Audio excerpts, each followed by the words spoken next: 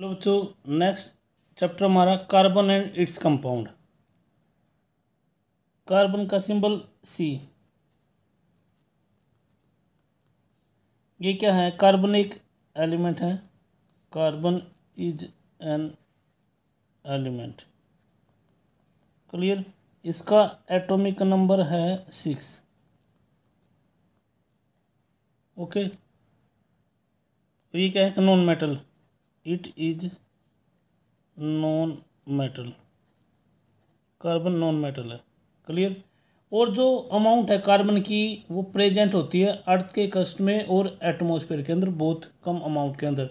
तो सिंपली हम ये कह सकते हैं जो अमाउंट अर्थ के क्रस्ट और एटमॉस्फेयर के अंदर प्रेजेंट है कार्बन की, वो क्या होती है? वेरी स्मॉल होती है। ठीक है। और अर्थ के क्रस्ट के अंदर अगर हम देखें तो ये है 0.02%। Clear?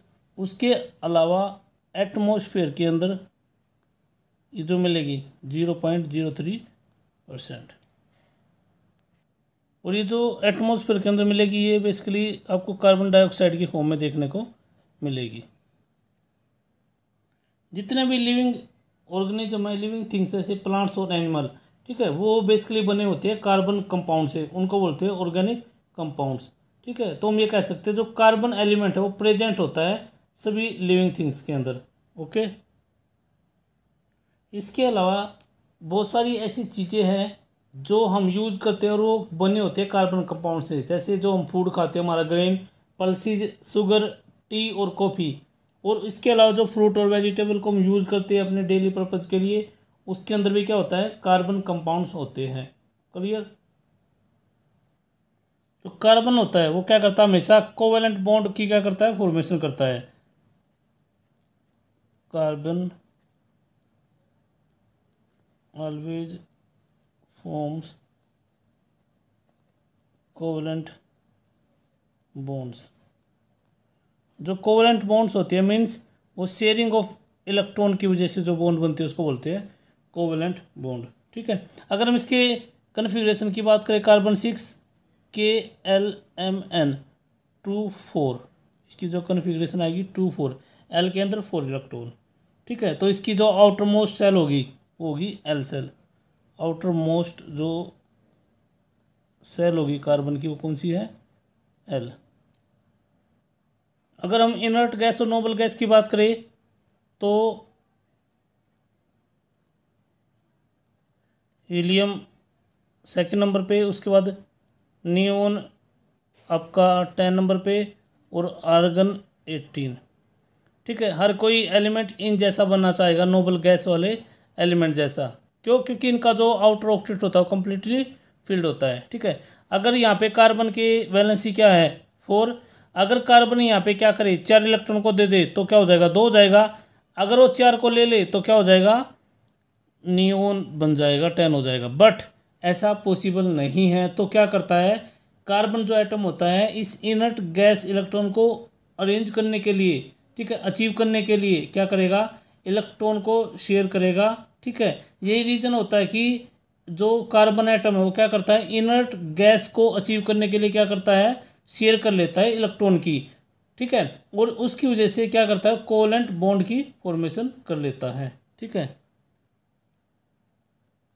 Carbon atoms can achieve the inert gas electron arrangement only कब होगी ये? By sharing electron.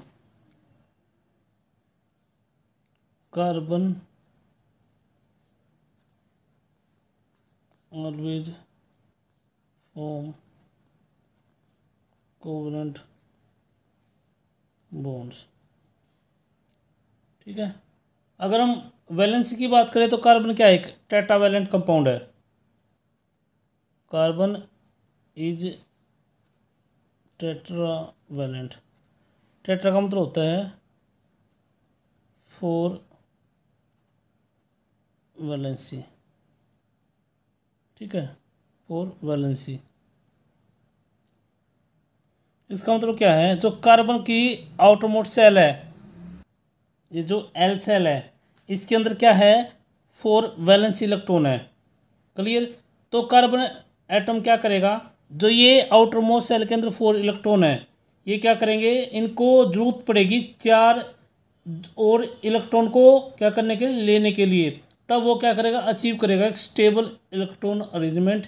ठीक है, इसलिए वो क्या करेगा, 4 इलेक्ट्रॉन के साथ क्या करेगा, शेयरिंग कर लेगा। और इसलिए इसकी जो वैलेंसी होगी उसको बोलेंगे टेट्रा वैलेंसी।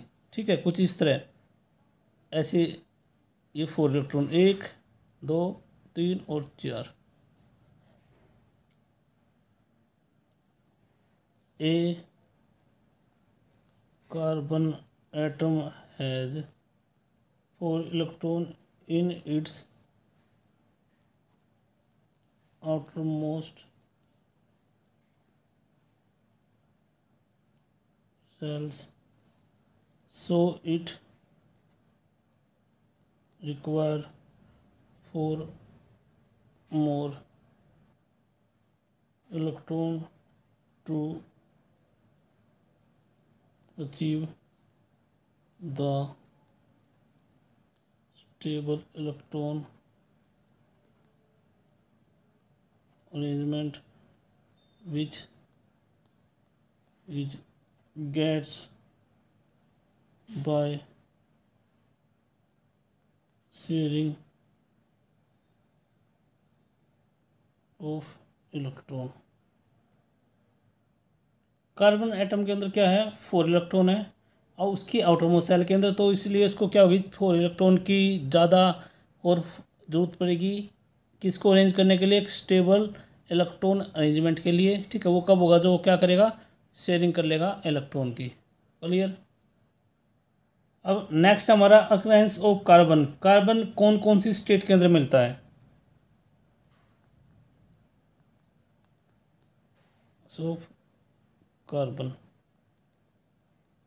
कार्बन एक तो मिलेगा इन फ्री स्टेट, एक तो फ्री स्टेट के अंदर, जो दूसरा मिलेगा in the combined state, combined state. जो कार्बन एटम होता है वो मेनली नेचर के अंदर 2 फॉर्म के अंदर मिलता है, डायमंड और ग्रेफाइट। इसके अलावा जो नेचर के अंदर जो कार्बन की फॉर्म होती है उसको बोलते हैं बक मनिस्टर फुलिरीन। ठीक है, ये भी अभी रिसेंट के अंदर क्या हुई है, इसकी डिस्कवरी की गई है। Okay, carbon occur in nature mainly in 2 form, एक होगा डायमंड और दूसरा होगा ग्रेफाइट। इसके अलावा जो अदर फॉर्म है जो नेचर के अंदर होती है उसका नाम है बक मनिस्टर फुलेरीन, ये भी नेचर के अंदर मिलता है। ओके, अब कंबाइंड स्टेट के अंदर देख लेते हैं। In combined state,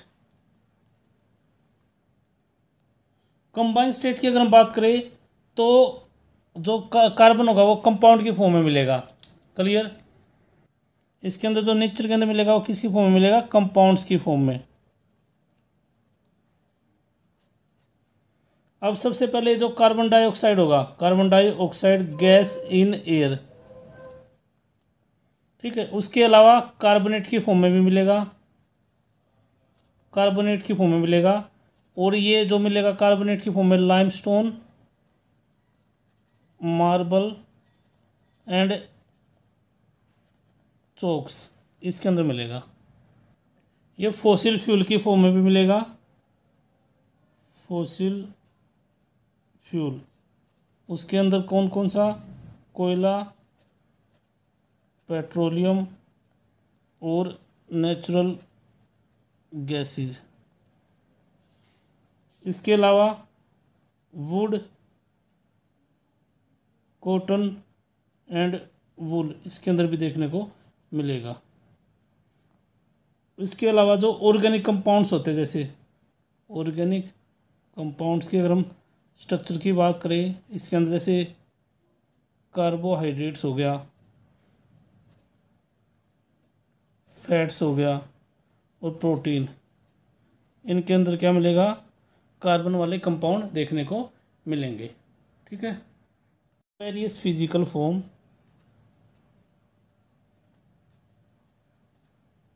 the various physical forms in which an element can exist are called allotropes of the element. Clear. Carbon has 3 allotropes. Carbon के 3 मेन एलोट्रोप्स हैं, डायमंड, सेकंड ग्रेफाइट, और जो third है बक मिनिस्टर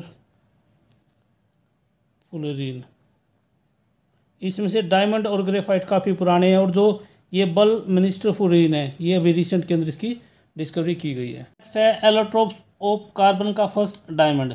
ठीक है। Diamond एक colourless transparent substance है, और इसकी एक एक्स्ट्रा ऑर्डिनरी चमक होती है, शाइनिंग होती है, और ये हैवी होता है, और ये ज़्यादा हार्ड होता है। इसका हार्ड होने का रीज़न क्या है, ये सिर्फ एक ही तरह के कार्बन एटम से मिलके बनता है। प्रॉपर्टी लिखेंगे, diamond is a colourless transparent substance होता है, जिसकी क्या होती है, हैविंग एक्स्ट्रा ऑर्डिनरी चमक, जिसकी शाइनिंग होती है, या हम सिंपली कह सकते हैं चमक होती है उसके अंदर। क्लियर। और इसके अलावा ये क्या होता है, इट इज़ क्वाइट हैवी। ये क्या होता है, हैवी होता है। इट इज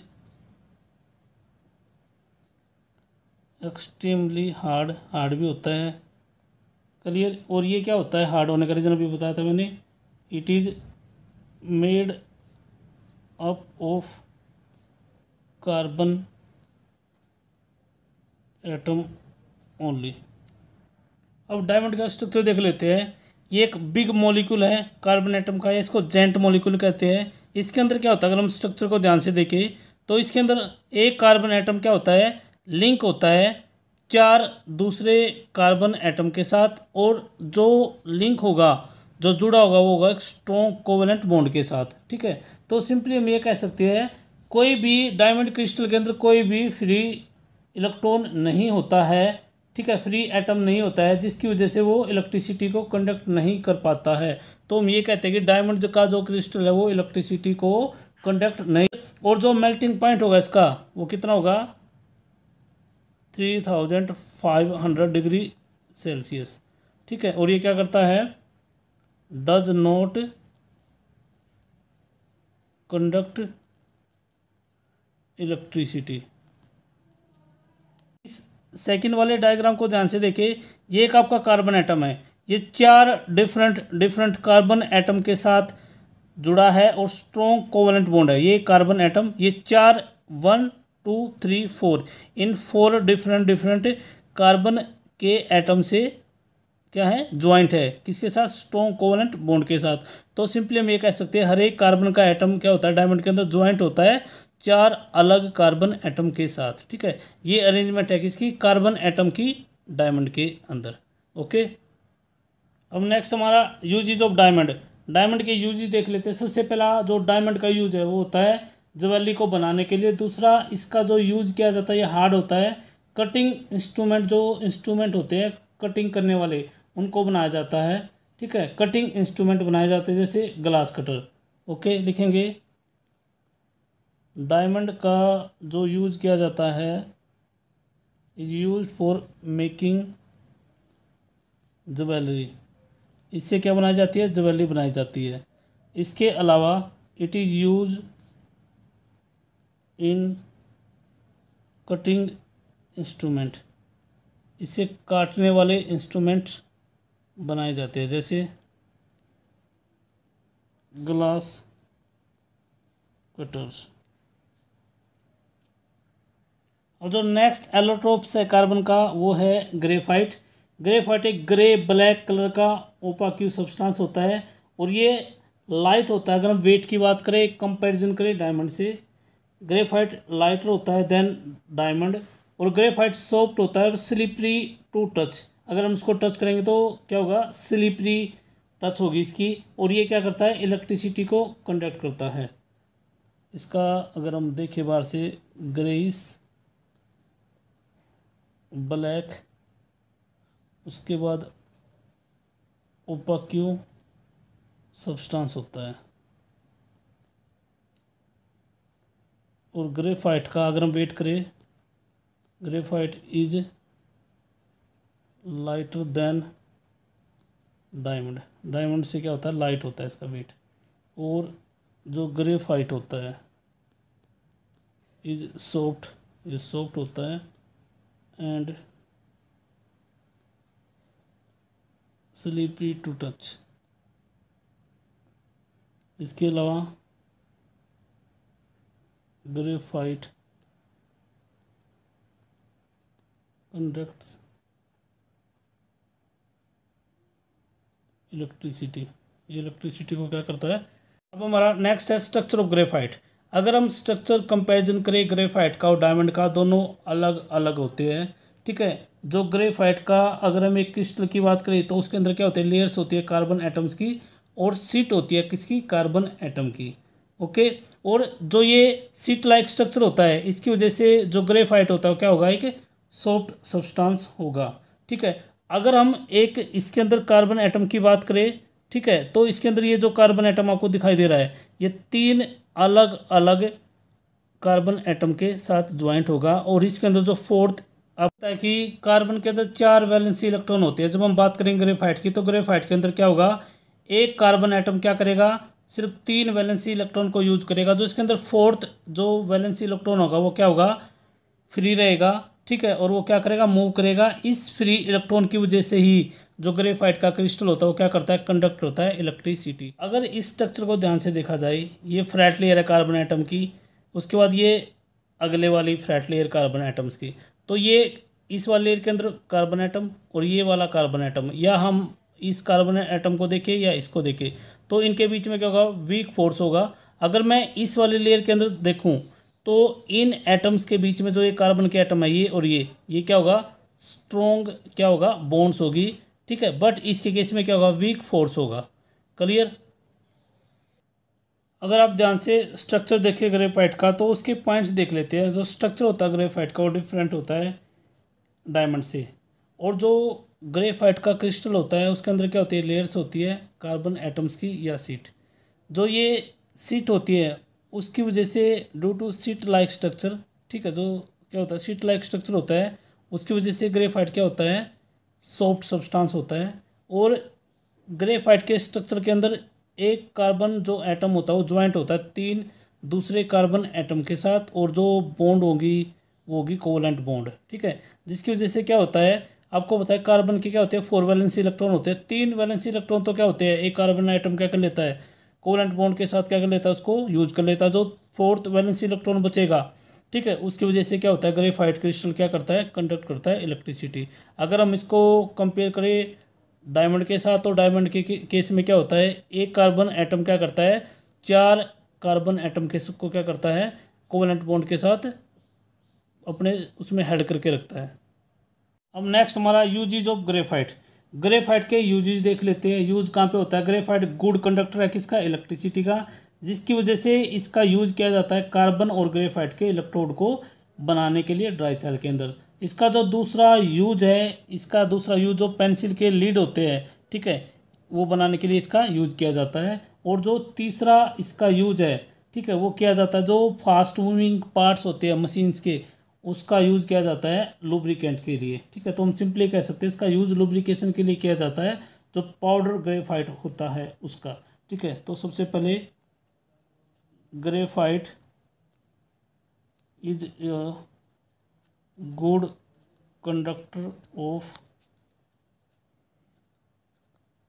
इलेक्ट्रिसिटी का गुड कंडक्टर होता है।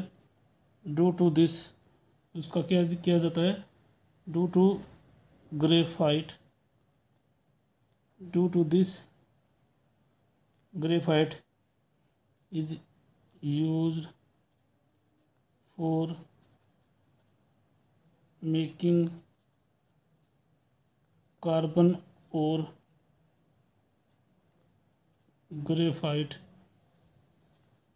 Electrode in dry cell. Okay, उसके अलावा making core of pencils, pencils के कोर्स भी बनाए जाते हैं इससे, ठीक है। और pencils Leeds, okay.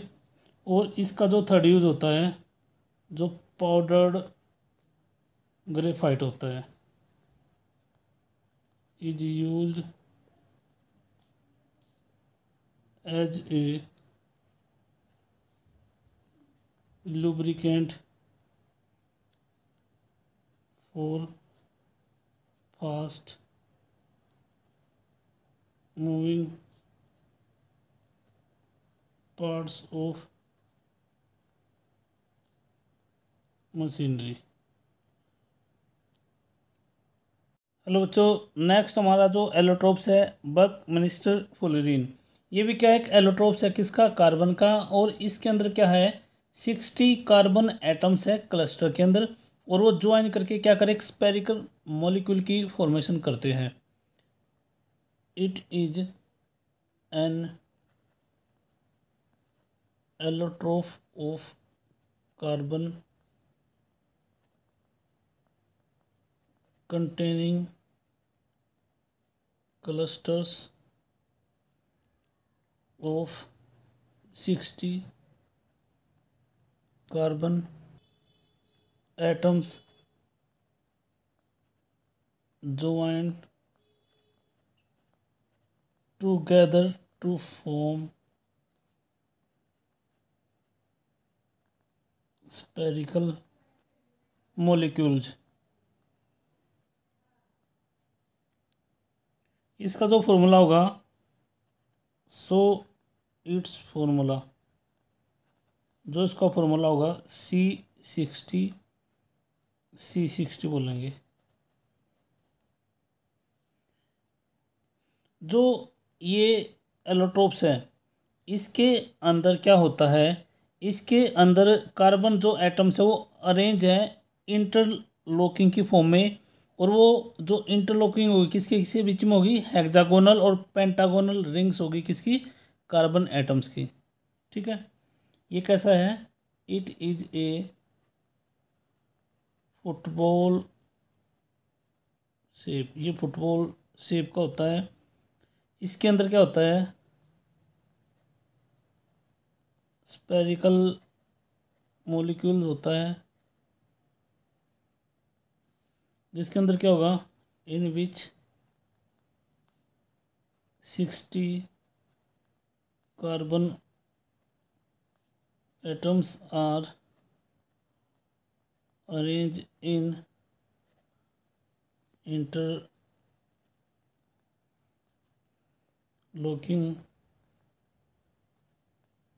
hexagonal and pentagonal rings of carbon atoms। जो बकमिस्टर फुलरीन होता है, ये क्या होता है, एक डार्क सॉलिड होता है रूम टेम्परेचर पे, ठीक है। अगर हम डायमंड की बात करें तो डायमंड क्या होता है, बहुत ज़्यादा हार्ड होता है, और ग्रेफाइट क्या होता है, सॉफ्ट होता है। अगर हम कंपैरिजन करें इस वाले एलोट्रोप को डायमंड और ग्रेफाइट से, ना तो ये ज़्यादा हार्ड होता है ना ज़्यादा सॉफ्ट होता है। It is a dark solid at room temperature.